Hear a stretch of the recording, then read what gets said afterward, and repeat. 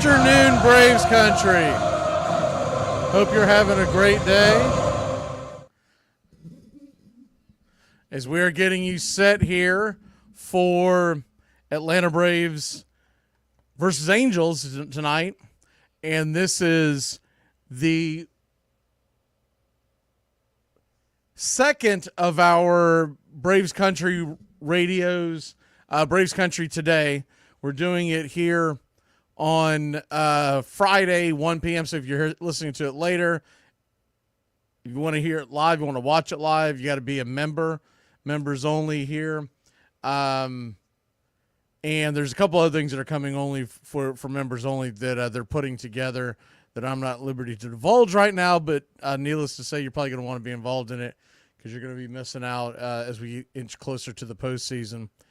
The Atlanta Braves are coming off the San Francisco Giants series, and we're gonna knock into that first, and then we're going to look at the Angels series. Now, look, off the jump, it was a very, very successful series in San Francisco. When you go out, as you can see the standings over my shoulder, when you go out into San Francisco, especially after that incredibly just gut-wrenching loss on Sunday. And I'll be honest, I thought we might come out flat. And maybe we did. Maybe that's why we only scored one run, though Blake Snell was dealing. But I thought we might come out flat Monday. I thought it actually had an opportunity there for Atlanta to possibly spiral. And that's not what this team did. And I'm very impressed by what this team did, even with the lack of leadership in the clubhouse, mainly up top, because some of the decisions that have been made over this calendar year, we won't go into all of them, but watching it night by night, listening to the broadcast night by night, how big of a disaster. And I'm not going to put it all on Snicker, but the entire staff, even in the front office, the decisions that they have made have absolutely blown up in their face. Not all of them. The move to go out and get Chris Sale was phenomenal. The move to go out and get Jorge Soler, even though he's banged up, I thought was a great move. We had somebody in here last week that talked about the Braves selling at the deadline and then tried to double down and defend it. That is like the most ludicrous statement. But I almost took the bait and went in on it, but then I said, you know what? This is probably someone who doesn't follow the game much. This is probably someone who only reads the headlines, watches the highlights, and think they know baseball and think they know Atlanta Braves baseball. The idea that the Braves sold at the deadline is ludicrous. They didn't get anything back. I mean, as far as when you talk about selling at the deadline, you'd be getting a lot of prospects. We didn't get any prospects. We got Luke Jackson, who's kind of been a mess, but he has the arm you can use down the stretch to eat innings. And we got, I think, one of the more premier right-handed sluggers in the National League when he's on. And we started to see him come out of it. Unfortunately, he gets banged up on Wednesday night, and he's out Thursday, and it looks like he's going to be out Friday too. And what Soler said is he didn't think he would play tonight, meaning he wouldn't be even available off the bench to pinch hit. So we're down a man again. But he hoped to play either Saturday or Sunday. Okay. But if that's not realistically going to happen, put him on the IL. Because we have done this a number of times this year. A number of times. I'm thinking about with Austin Riley. I'm thinking about with some of the pitchers. We've done this a number of times where we have gone and kept guys on the bench, not stick them on the IL because they don't want to lose them. Was it Austin Riley missed 2 weeks? 2 freaking weeks sitting on the bench and never going to the IL? That was poor management. And they tried to defend it and say, well, there was no one we could really bring up. Horse hockey. You can always bring up somebody that can give you something. May not be a guy who's going to start out there, but he can pinch run, whatever. He can be a defensive replacement, whatever. And I think of specifically, there was a game that I keep going back to this, but there was a game that we lost during that stretch. There was actually 3 because I went back and looked at it, but there's one in particular that in extra innings we had nobody to pinch run for Marcell Ozuna, and it cost us the game. And if Riley had been on the IL, you could have had a number of guys playing in that position. A number of them could have came in and pinch ran.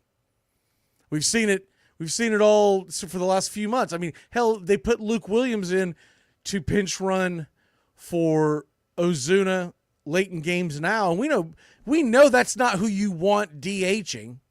Okay, we know that if this does not work out and the lineup goes all the way back around, we know that's not who you want DHing. We get that. But even still, you can put a Luke Williams out there. Look, if Soler goes to the IL, the first guy I'm going to go grab is Eli White for defensive replacement. And honestly, he was giving us pretty good at bats. He's not going to replace Soler, and I get it. The pushback that a lot of fans are going to say is, yeah, but we got to have him for the Philly series. Why? Because if he's not right, they're not going to send him out there anyways. And, yeah, you would love to have him for the Philadelphia series because the main thing is it's not important of how that Philadelphia series plays out. Obviously, you don't want to get swept at home, but if we lose the Philly series, it doesn't matter as far as the division's gone. They played with their food. Philly played a very, very poor stretch for the entire month of July. The Braves didn't do anything to capitalize on that. Would they go 12-17? Something ridiculous like that in the month of July? They didn't do anything to capitalize on that. I saw one guy on Twitter today. It was pretty funny because a guy clapped back on him, and he was answering one of the influences over there about the Braves and what you can look forward to.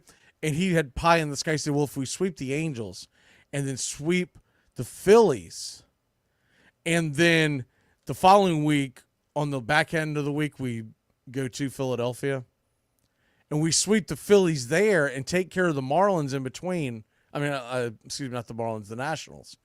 And I forget who the team is in between that. But I have it right here. Who is it? The right before the Minnesota. But anyways, he left out the Minnesota series, but he was talking about sweeping LA, sweeping Philly, going through and then coming back and sweeping the Phillies the following week. Basically, the guy said, he goes, a team that won 12 games in the month of July all of a sudden is going to go on a 13-game winning streak. What the hell are you talking about? So anyways, that kind of stuff is just nonsensical.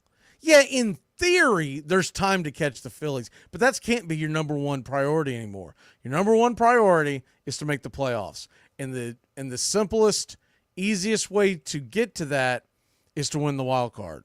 And when you look at the wild card, as we're looking at the numbers over my shoulder, the Braves right now, they are leading the wild card, but it's not by much. It's not like they're on cruise control. We are still sitting 4.5 games. 4.5 games behind Arizona and San Diego. Arizona and San Diego have won 9 of their last 10. They're playing great baseball when you're supposed to. Now there's an outside chance that we could catch one of them. I doubt we can catch 2 Because to catch two teams who, first of all, are going to play each other a lot, so somebody's got to win there. To catch two teams with a little over 40 games left to go is asking a lot. The Braves right now, as it currently sits, assuming we play all the games, we have 41 left. And to make up what is 4 in the loss column right now, okay? 4 in the loss column. That's not necessarily achievable. Now, you hope that Arizona and San Diego, as hot as they got, that they'll also fall off. And maybe the Braves, who played really poorly right before we started this series and then had that dud on Sunday, maybe we are turning a corner. We did win 3 or 4 in San Francisco, and that's not an easy feat. So there's an argument to be made that we have turned a corner, but to have the eyeballs, people keep worrying about how many are we out in the NL East. And I think it's just because it's easier to follow. But the main thing you got to be concerned with, there are 4 teams on our tail right now, within reason. It's the Mets, it's the Giants, it's the Reds, it's the Cardinals. The Mets are 2 back of Atlanta. The Giants are 3.5 back. The Reds are 4, and the Cardinals are 4. Those are the 4 teams. When you're scoreboard watching, and we'll be doing it tonight, those are the 4 teams that you're worried about more than anything else. You like to see Philly lose, but not if it's at the expense of one of those other teams winning. You would like to see Arizona or San Diego lose, but not if it's at the expense of one of those other teams winning. Those are the 4 teams that we care about right now because we control our destiny through that. And if we get really hot, the rest is going to take care of itself. If we get really hot, yes, in theory, it's still in play to grab the number 4 seed. But I think that they screwed around and lost games they shouldn't have lost. They had that terrible homestand where they get swept at home by Milwaukee. And really spit the bit in that entire homestand.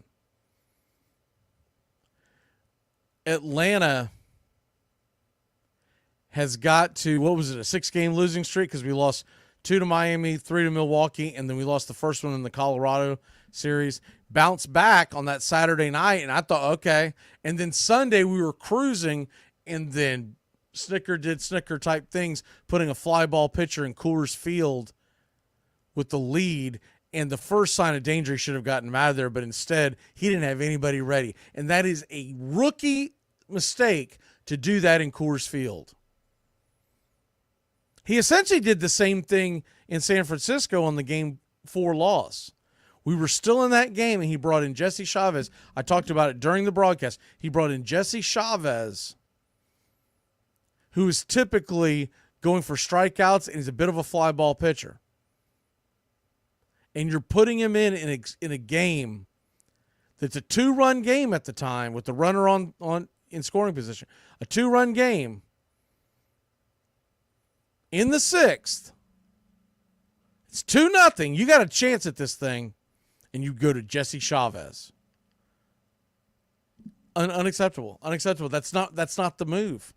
That's not the move. If you wanted to go to a right-hander, you need to go to someone who is typically going to try to get you some strikeouts like a Pierce Johnson.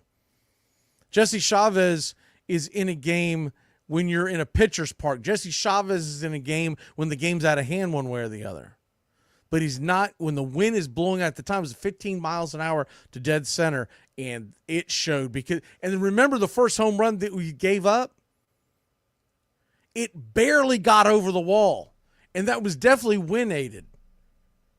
So that entire thing is on Snicker, or I don't care if he's getting the answers from above, if he's being told, do this. You got to have some damn common sense, because the dorks in the analytical department don't understand certain things, and that's why you're in that chair, because you're a baseball man. You've lived these things. You're supposed to have an instinct. So you can't keep saying, well, it's out of my hands. Then why the hell are you the manager?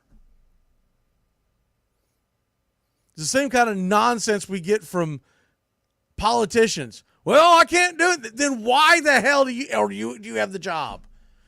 Do the damn job or get out of the way. And Brian Snicker, he's become a made man by the Braves because of the World Series championship in 2021. But he, as much as he might have helped win that World Series, I'm not going to take that away from him. I still think we won it in spite of him, but whatever. Let's just say he had a lot to do with it. If he's going to take all the glory, he's got to take all the blame. Because what happened in 2022? We came roaring back and that team was hot, and you couldn't get them motivated to play in the first round. Well, the NLDS, because they had the first round off. Same thing happens the following year against your division rival. The following year, you can't get them motivated. At some point, it's because you don't have a fire in your belly. And someone's got to light a fire under his ass or fire his ass. All right, end rant.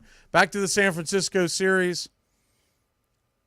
The one thing that I'll take from this is that, first of all, the first game was phenomenal. Chris Sale went out there and absolutely shoved. And I'm not taking anything away from Blake Snell either.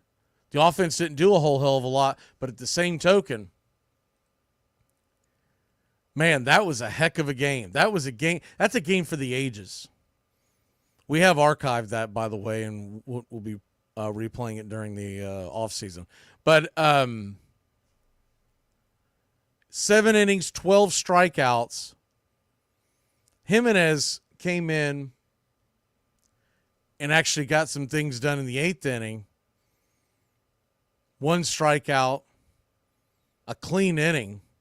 Looked phenomenal, which was huge. If you remember, he was the one that came in to try to clean up Luke Jackson's mess the day before. I thought that was huge to get Jimenez back on track.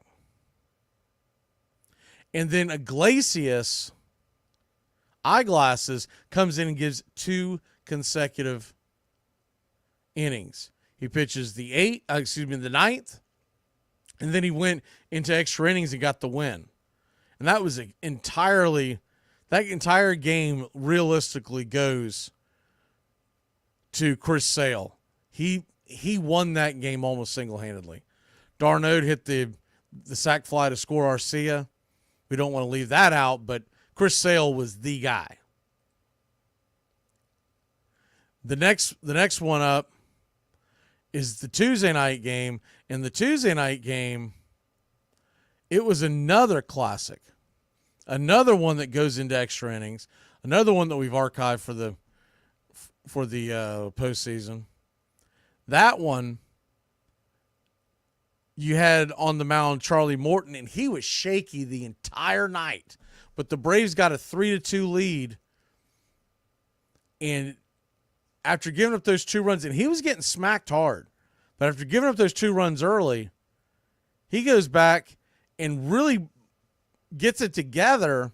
And though they were still getting some hard hits, like he gave up 6 hits.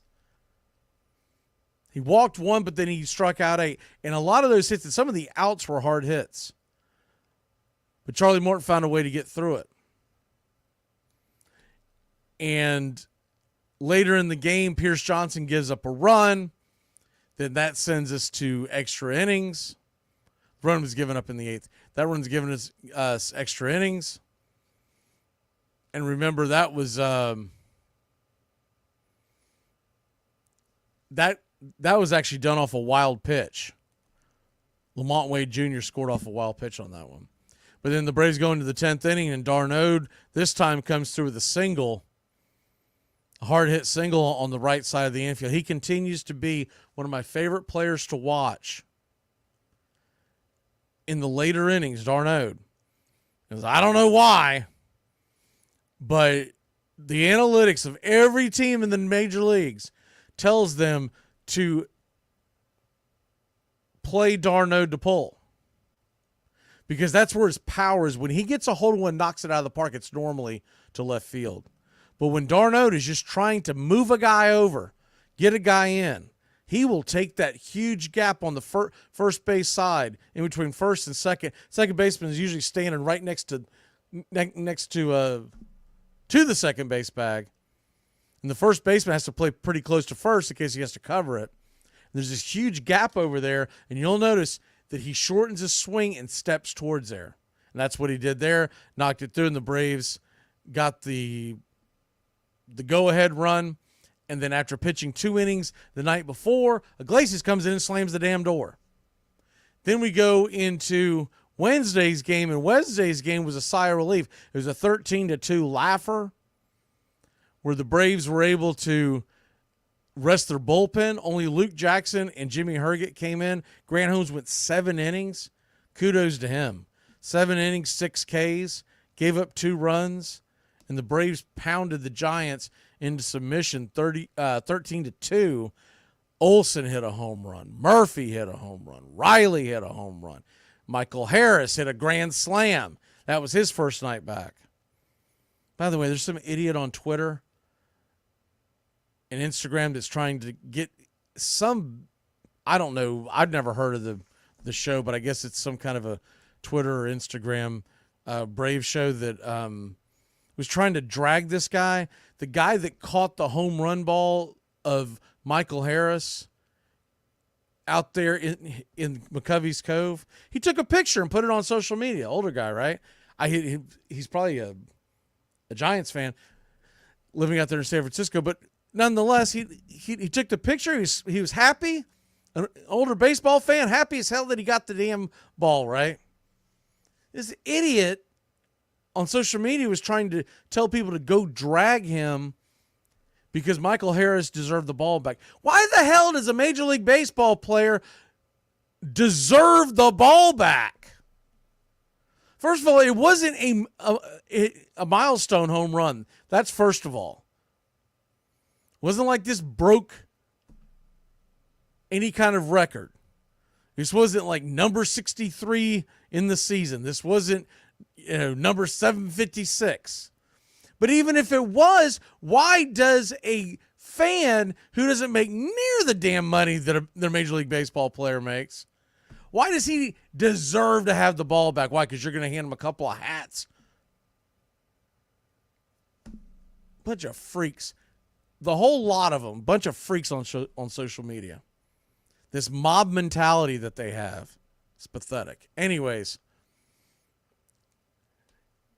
Yeah, Charlie says it was good, his first grand slam. Whoopity-doo! Hit more. He doesn't deserve the ball. The fan caught the ball. Whoopity-doo! It's my first grand slam. All right. You don't deserve the ball. You want to buy the ball back from him. All right. But deserve him and get bullied on Twitter. Kiss it. That mob mentality, it's over. We played those stupid games and got stupid prizes for several years on social media. That is over. We're done with it. All right, moving on. But just the person that shared it, what I told them, I said, that just makes me not to want to follow whoever the hell it is that's saying that. That makes me want to say, to hell with you, because you're out there trying to bully someone on the internet.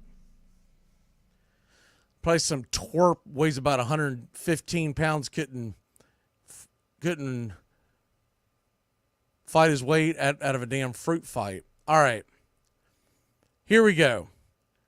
We go to game 4, and that's the most annoying one because we lose. And it happens. We lose the game. Game 4.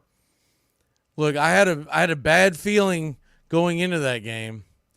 And if you remember the score, I was pretty much on the money all series long. I told you when there were going to be low-scoring games, told you when there were going to be high-scoring games, and I was on the money. That game, I knew the runs were going to be at an absolute premium because the Braves do not hit him well, him being Logan Webb. And the reason and when you put on top of that they were going head-to-head, not only with Logan Webb, but they had Dan Iasona behind the plate, who likes to call him low in the zone, which is where Logan Webb lives. If Logan Webb was hitting his spots, and he'll continue, if you notice throughout the game, he got a little lower until Iacona would call the ball and go, all right, I'll come back up. But that's what great pitchers do. Maddox, Glavine, all of them, they always said, hey, if you give it me an inch off the plate, I'm going to try to take the 2 inches. You give that to me, I'm going to try to go 3. I want to know how far I can go, and Iacona calls him low. I knew that was going to be a problem because Max Fried, other than his curveball, he's trying to get you, and he's trying to get you to swing at that and miss it in the dirt, not get called a low strike. Max Fried likes to go low with the soft stuff and high in the zone with the hard stuff.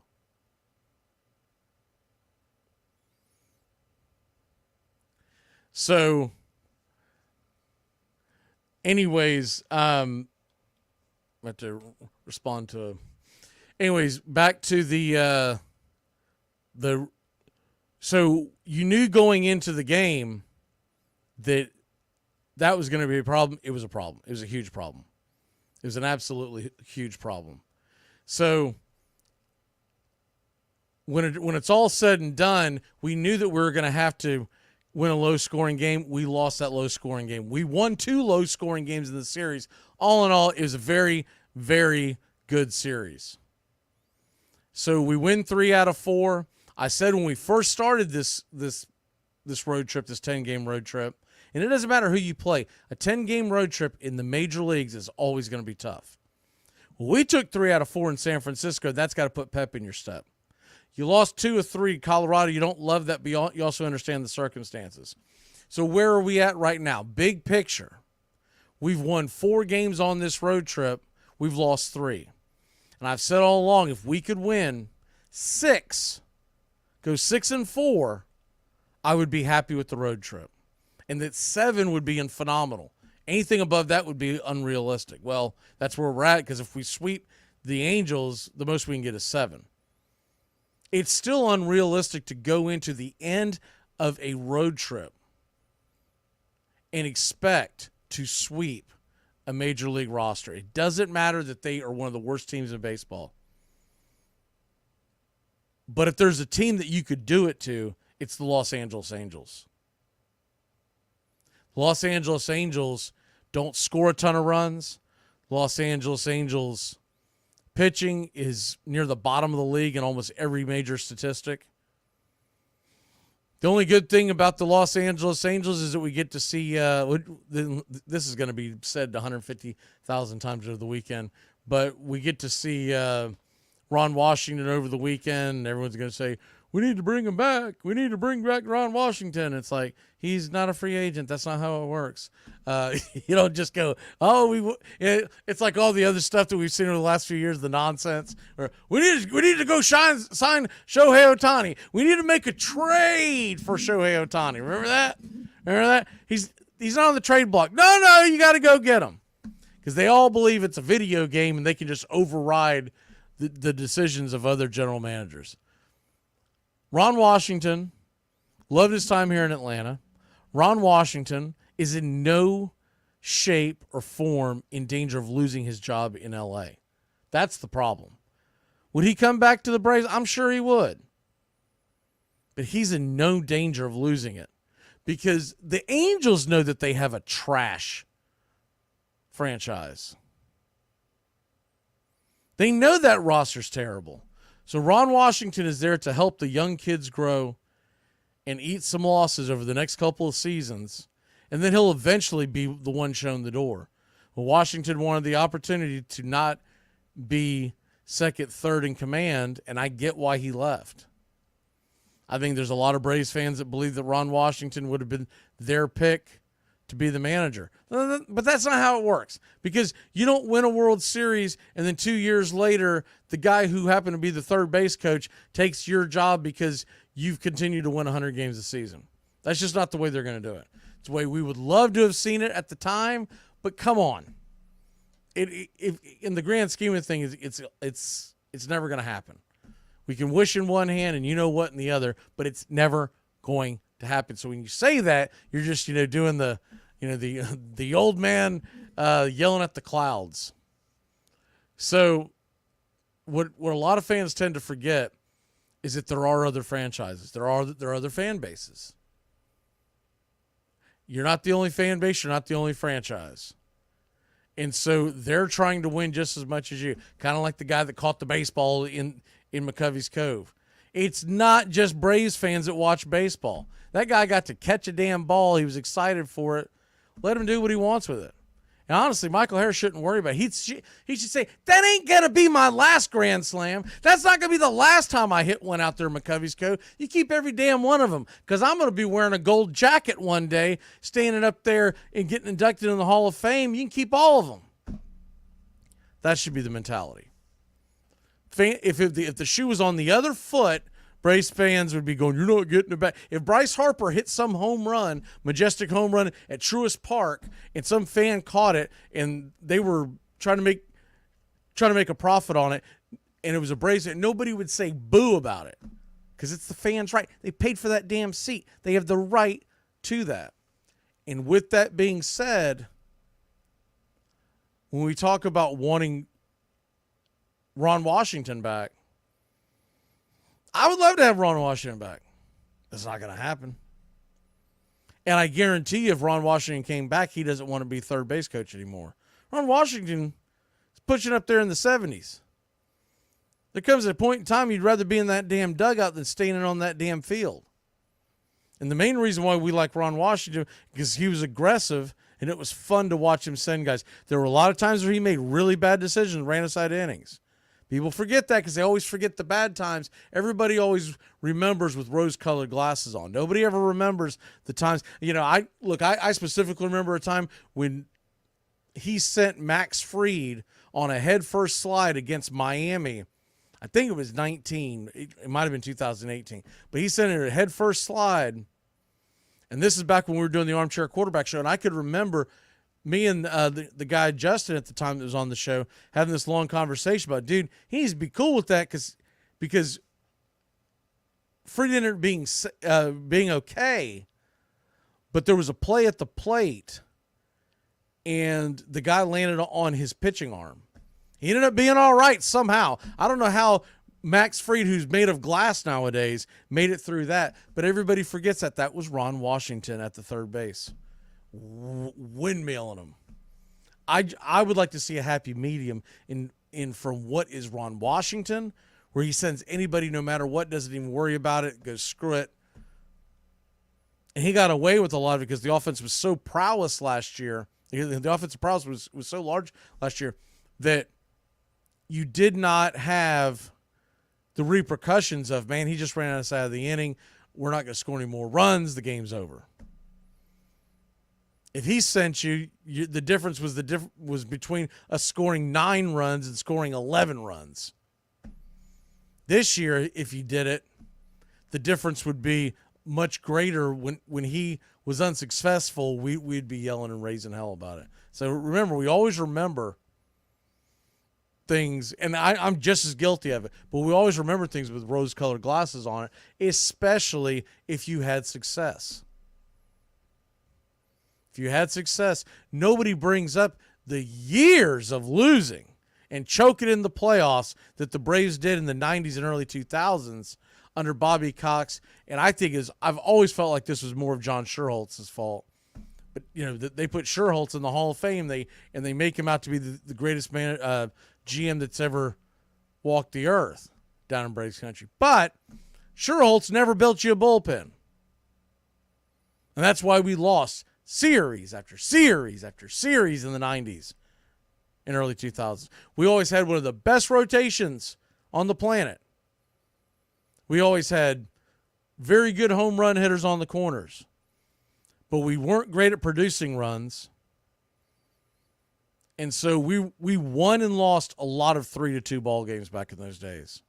And then when you got to the playoffs, we never had the bullpen to shut down the noise. The only time our bullpen was ever elite was in 1995. And I will say 1991's bullpen was pretty darn good, but a lot of the guys just didn't have the experience at that time. So anyways, going back to it, we get out of that series, win 3 or 4. It could be a lot worse. It really could. and you look at some of the things that we come into this series, we're going to be looking at the wild card standings right now before we jump into the Angels. One more time, we're 2 in front of the Mets. We're 3.5 in front of San Fran. We're 4 in front of Cincinnati, 4 in front of St. Louis. Those are the only 4 teams we're going to worry about their scores over the weekend. When things shuffle around, we'll worry about it then. But right now, I mean, you've got the Cubs 5.5 back, Pittsburgh 7.5 back, Washington 9.5 back. If you're not worried about the Pirates at 7.5 back, then you can't be worried about the Phillies being 7 in front of you. Because so many things would have to go your way for that to work out. The reason why I don't worry about anyone below, we'll say the St. Louis 4 games back, is because if we play so poorly that they overtake us, then what the hell are we talking about? If we play so poorly that the Pittsburgh Pirates or Washington Nationals come roaring back, then we weren't going to do squat anyways. We got to be playing really good baseball. And I do think we're going to turn a corner. I think it's also good to remember, yeah, we're going home to play Philly on Tuesday, but we get that day off and we're getting home. And hopefully this time the friendly confines will treat us much better. We also play Washington right after that. And I know Washington gave us some problems earlier this year. Washington's not playing that kind of baseball right now. Washington's playing much, much to where we expected them to be at this point in the season. The Washington Nationals, man, Pittsburgh has lost 10 in a row. I think a lot of that's gone under the radar, but that's what did Pittsburgh in. The Reds have won 4 in a row. That's what have put them kind of in the conversation. I still think they're going to have to get incredibly hot, and they don't have the pitching to do it. I'm realistically worried about the Mets, and I'm worried about the Giants, because the Giants, we saw this week, they've got the ability to scratch out low-scoring runs. And in 2021, they did a lot of those down the stretch and ended up with the best record in the National League. If the Dodgers don't upset the Giants in 2021, we're playing the NLCS on the road. The Giants would have had the home field advantage. We only had the advantage against the Dodgers, which became the deciding factor in that series, because the Dodgers, even though they won over 100 games, they fell like 1 or 2 games short behind the Giants, and they got the wild card. All right, this weekend, I should say. And Charlie, it's good seeing you in the chat, by the way.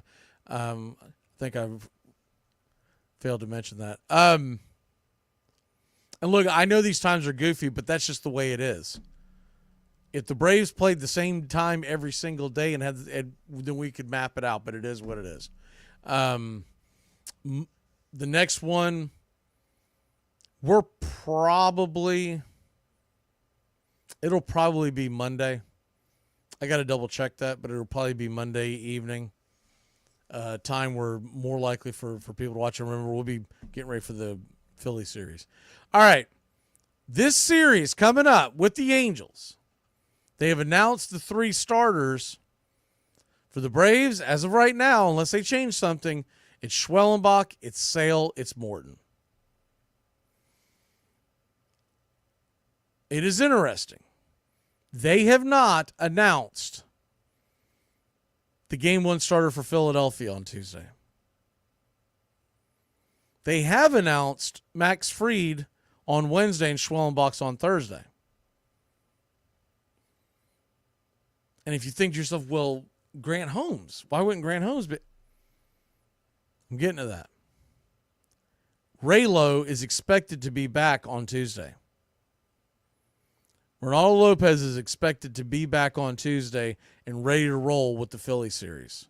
They haven't made it a 100% official, but it's already been floated around, talked about it as it's almost in ink already. Right now it's in like light pencil, but they're expecting him back. The other thing is a guy that could be getting a start in the near future who pitched phenomenal last night, had a quality start down on the farm, Ian Anderson. Ian Anderson is on his way back. I think Ian Anderson is on. He's built up his innings. He's ready to roll. He's no longer, still trying to get him stretched out or whatever. Ian Anderson is, to me, one of the most interesting pieces of this entire puzzle of this 2024 campaign. Because if Ian Anderson comes back and is pitching like the 2021 Ian Anderson, we've got something there. And you could go throw Charlie Morton back into the bullpen. And if you put Morton back in the bullpen, or I guess I could, in theory, go to a 6-man rotation, though I hate the idea of that. But if you throw Charlie Morton in the bullpen, then we can send some of these guys who are kind of like, ugh, this guy's coming in. Nothing against Jimmy Herget. He's actually pitched pretty well considering his stuff, but a guy like that would go down. Luke Jackson probably not because of the money, and I don't believe he has options. But it gives you more flexibility. They're probably going to continue, unless they need him, they're probably going to continue to let Ian Anderson pitch once a week down on the farm because we're only a couple of weeks away on September 1st. Remember, the rosters expand to 40. You can have 28 guys on the roster on any given day, but you have a taxi squad of 40. So 12 extra players at your disposal, and that's when we'll most definitely see Ian Anderson, assuming all health. So this weekend we got some interesting. So we got Schwellenbach on the mound Friday night, Sale on the mound Saturday night, and then Charlie Morton on for Sunday. As far as the Los Angeles Angels are concerned, they have Soriano on the mound Friday night, and Soriano doesn't have a great record. It's 3-7 or 3.36 ERA. 3.36 ERA, first of all, is not too shabby in today's baseball. Second of all, if you haven't seen this guy throw, he's a fireballer. He can load up the strikeouts. He does run into problems with his control, which leads to him, walking and putting guys on base. But he's been much better the second half of the season than the first. The first half of the season, he was all over the place. It's going to be a tough one on Friday night. The next one that you look at on Saturday night, when and with Chris Sale, you expect you're going to go out there and fire bullets, but he put a lot out there on the line on Monday. And he's not getting the extra day of rest. So we'll see how that plays out. But Chris Sale goes up against Griffin Canning. And Griffin Canning, that guy can get got to. He throws the ball hard, but I've actually watched him pitch handful of times this year, covering other things. And Griffin Canning, 5.11 ERA, the Braves, heavy favorites to win that game. Now, they don't play the games on paper, but on paper, heavy favorites. What was the old saying? They don't play the games on paper, they play them inside your TV sets. Well, they play them inside your radio. But on paper, Chris Sale versus Canning feels like a W. Sunday, Kokonowicz versus Charlie Morton. And Charlie Morton, we know what he's been like, but he's actually been gritty. Kokonowicz, 23-year-old. I have not seen this guy throw. But he has 14 innings through 3 games, a 7.98 ERA. He's given up some runs. He's given up 13 runs in 14 innings. He's given up 20 hits. Only struck out 7. Braves ought to be able to pound this kid. He's a right-hander. So my biggest concern and fear is that we go in there and play with our food again. And we come off hey, we took 3 out of 4 from San Francisco, let's go. And then they go in and spit the bit and lose the series to the Angels. I think Friday night is the most daunting one. Now, thankfully, we got Schwellenbach on the mound. He's been really good. But the Braves have been known to play with their food, and the next thing you know, we're in a dogfight late in the game because Soriano can absolutely shove. We could end up in a low-scoring game with no Soler in the lineup. You know, we're seeing Harris. Look, Harris hit the grand slam, but he also did a couple things in those at-bats that I saw a lot right before he got on the IL. Once again, we remember those rose-colored glasses. People forget, Harris was scuffling before he went on the IL. Now, his talent is out of this world, but he was scuffling. But he's swinging at first pitches, making first pitch outs, doing the same crap that he was doing before he went on the IL. I was hoping that maybe he'd change his approach with 2 months off, able to go back, but he probably didn't look at his stuff. He probably didn't have a coach telling him to look at his stuff. Probably just told him to get healthy, man, we'll work in the cage. But you need to go back and look at why were you getting out? Why are you hitting at such a low average with just 5 home runs 2 months into the season? But Harris, I mean, I've always said that I thought his talent is off the charts. And look, Chipper Jones even said that when he saw him in AAA and AA, the year before he came up with the Braves, he told everybody that Harris was going to be a real deal, that Harris could be better than Acuna. He hasn't proven it yet, but he does have the ability. But he's got to mature at the plate and make him look. He needs to realize that the pitcher standing up there is a hell of a lot more concerned with Harris getting on base, and if he'll get in front of the count, that he's going to get something to groove. But he's out there swinging at the first pitch a lot because he thinks he's going to ambush something. But the pitcher, knowing that that's a terrible trait of his, is going to throw something just off the plate. Now, when he hit the grand slam, Ray was incredibly wild, so that didn't play out. But the next at bat, he lucked out. The first pitch he swung at and he popped it back foul and it fell out of play. But I noticed it then. I noticed it 2 times on Thursday. He's got to get more selective. You see something sitting dead red center cut and that's your pitch, hey, swing at it. But don't go up there saying, I'm looking for the first fastball to hit. Because they're putting it just off the plate. They did it to him before he went on the IL. And if he doesn't straighten it out, it's going to be a dead spot in the zone. And I think he plays much better down in the lineup. Putting him up there as the leadoff hitter, I think is a big, big mistake, but they'll continue to do it as long as Soler is injured. I just hope that Soler comes back this weekend.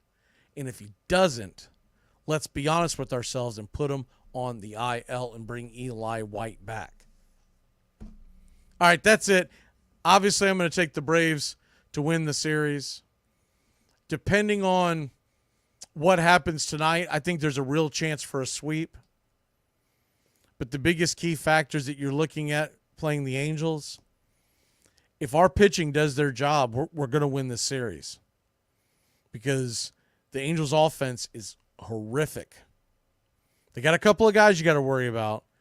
We'll go over that right before the game, but their offense is horrific and their pitching is equally as bad. But they are the home team, and they don't play the games on paper. They play them inside your radio.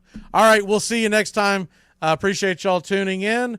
And once again, if you want to see this live, you need to become a Country Club member. If not, you'll see it when we post it. All right, have a great one, y'all.